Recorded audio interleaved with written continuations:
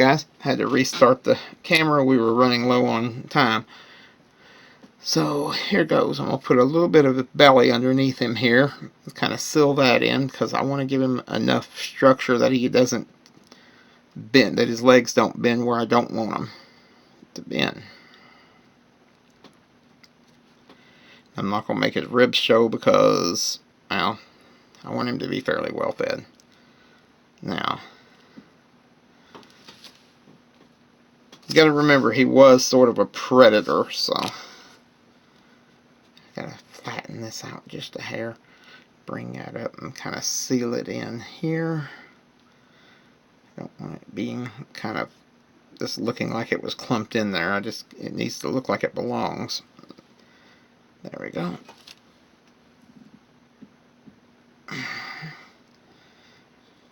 Dimetrodons, like I said, he was before the dinosaurs.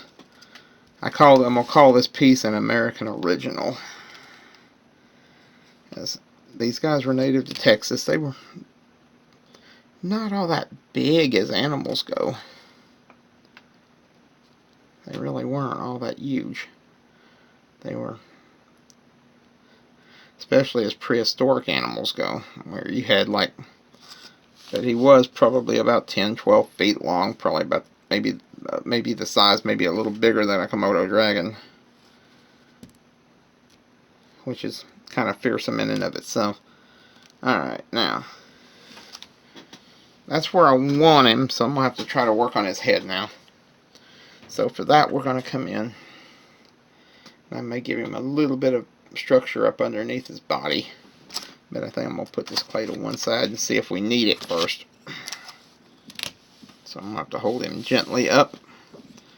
We're going to come in with the sculpting tool.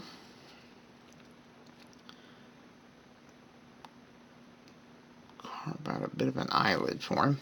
Let's go ahead and tear off a piece for the eyelid, for his eyebrow. Believe it or not, that actually is useful to do it that way. Now, alright, now come in here and seal this off. There's been some conjecture whether this guy had any hair or not, because like I said, being related to mammals, it's possible. I am not inclined to give him hair, because this is not, I repeat, not an accurate depiction. I mean, the body form is going to be as accurate as I can do it, but the paint scheme I'm going to do is going to kind of clash with the idea of making him overly accurate. Now, there we go. Roll him over and see if we can avoid that. Now, I do see one trouble spot right there. We're going to have to come in and kind of smooth that up, because I don't want that to be seen. So there we go. Now, let's work on his head. Now we see where the eyebrow is up here on this side, so we're going to grab another piece of clay, come up here and do it on this side, and hopefully our battery won't go dead. As you know, it has a tendency to do when we're filming.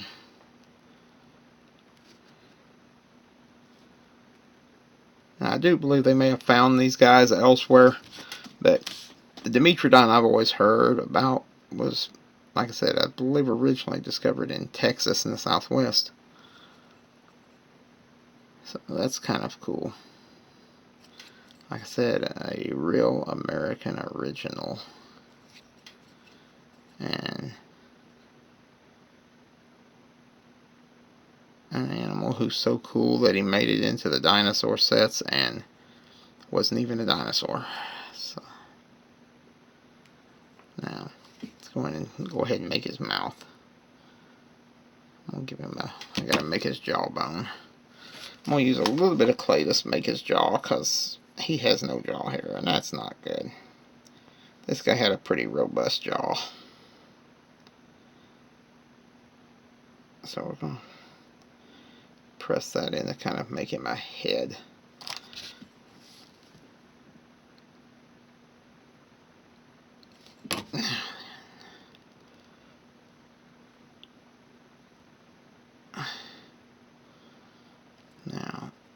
That should give him enough neck. Give him enough neck over here. And he actually has a jawbone over here, so that works for us. At least we got that. Now, let's go ahead and work on the mouth. Now, the mouth's going to be tricky because I'm trying to avoid knocking into these sails. So he's going to be a bit of a challenge. Now, Dimetrodon's name means teeth of different sizes.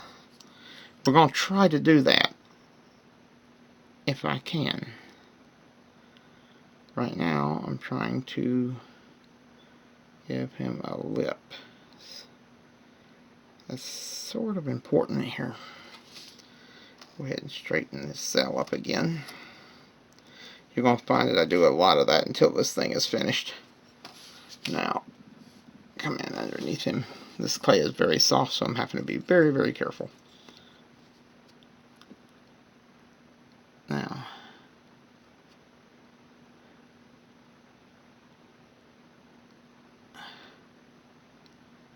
let's see if we can come in. And that battery failure was brought to you by Never Ready. When you absolutely have to have it fail right then. Never Ready. I'll just turn him over on his side to work on him here, because I don't want his legs collapsing as it is. I'm going to have to put an armature up underneath him to keep him from collapsing under the weight of his own weight until he hardens up. So we're going to turn him on his side and be very, very gentle until we get to that point. So we're going to turn our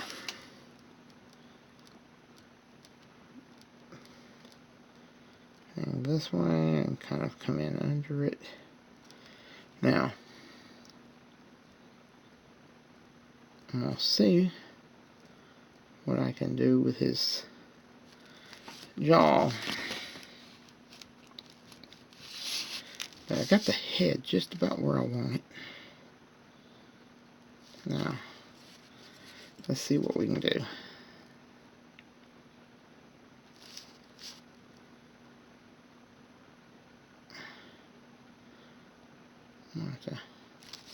They're probably not going to be perfect, but we'll do our best. That's all man can be asked to do in this life. This is best.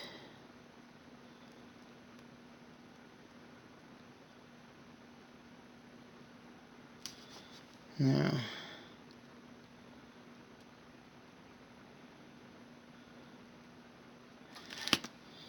I'll have to pick him up. I don't like that, but it is what it is. I gotta kind of do a little relief sculpting of his teeth, and I think that'll do the job. Now, kind of work a little bit on his, kind of smoothing him down, because I don't want him to be rough looking any more than necessary. And I think that looks pretty decent, even though I could go a little bit more into, do a little bit more smoothing in and kind of stuff right in here. And now we're going to try to do that. Oh, that's not going to be a good one to use. There it is. Just kind of in here and just kind of seal off the cracks. We don't need none of that now. There we go. I think that's a pretty good Dimetrodon. We're going to go put him in the oven. I'm going to have to put an armature under him because right now his body will not support his legs. His legs will not support his body, as it were. So, I guess that's the reason early sculptors always put them being held up by something. I'm going to put a bit of aluminum foil, since that's not going to be an easily seen surface. I'm going to put a little aluminum foil under him when I bake him. Alright guys, well, I'm going to run this guy and put him in the oven, and we'll be back when it's dry.